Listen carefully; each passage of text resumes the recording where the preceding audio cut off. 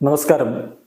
Raf talk ഫുട്ബോളിലേക്ക് അവർക്കും സ്വാഗതം. ക്രിസ്ത്യാനോ പോയി, ബെൻസിമ പോയി, റാമോസ് പോയി, റയലിന് വല്ലതും സംഭവിച്ചോ? അതാണ് റയൽ മാഡ്രിഡ്. അതിനൊരു കാരണമുണ്ട്. അവർക്കൊരു പ്രസിഡന്റ് ഉണ്ട്. പറയുന്നത് ഡിയേഗോ സിമയോണിയാണ്. റയൽ മാഡ്രിഡിന്റെ നഗരവൈരികളായ അത്ലറ്റിക്കോ മാഡ്രിഡിന്റെ അർജന്റീൻ പരിശീലകൻ ഡിയേഗോ സിമയോണിയാണ് ഇത് പറയുന്നത്. ESPN അദ്ദേഹത്തിന്റെ വാക്കുകൾ റിപ്പോർട്ട് ചെയ്യുന്നുണ്ട്. അദ്ദേഹം പറയുന്നത് നോക്കുക. റൊണാൾഡോ ലീവ്സ്, അതുപോലെ Ramos leaves, Benzema leaves, Cassius leaves, എന്നിട്ടും ആ ക്ലബ്ബ് മുന്നോട്ട് പോയിക്കൊണ്ടേയിരിക്കുന്നു. എന്തുകൊണ്ട്?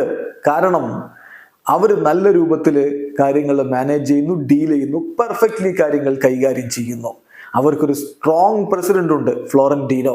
അദ്ദേഹം ലോകത്തെ ഏറ്റവും മികച്ച രൂപത്തിലാണ് ക്ലബിനെ ഓപ്പറേറ്റ് ചെയ്തുകൊണ്ടിരിക്കുന്നത്.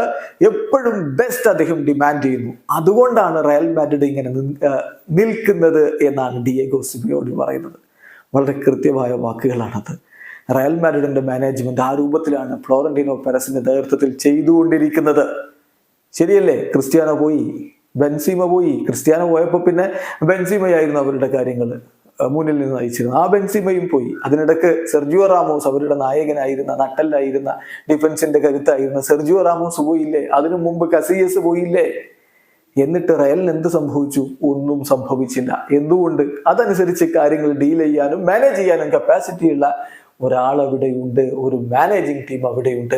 അതുകൊണ്ട് തന്നെയാണ് ഇത് സംഭവിക്കുന്നത്. റയൽ മാഡ്രിഡ് പല ക്ലബ്ബുകൾക്കും ഒരു പാഠമാണ്. ഏതെങ്കിലും ഒരു താരം പോയാൽ അങ്ങ് ഉലഞ്ഞു പോകുന്നതല്ല, ഏതെങ്കിലും ഒരാളങ്ങ് പടിയിറങ്ങിയാൽ ഉലഞ്ഞു പോകുന്നതല്ല റയൽ എന്ന ക്ലബ്ബ്. അവിടെയാണ് അവർ വ്യത്യസ്തരാകുന്നത്. അവസാനിക്കുന്ന ഫുട്ബോൾ ലോകത്തെ കൂടുതൽ വിശേഷങ്ങളുമായി റാഫ് ടോക്സ് എത്താം.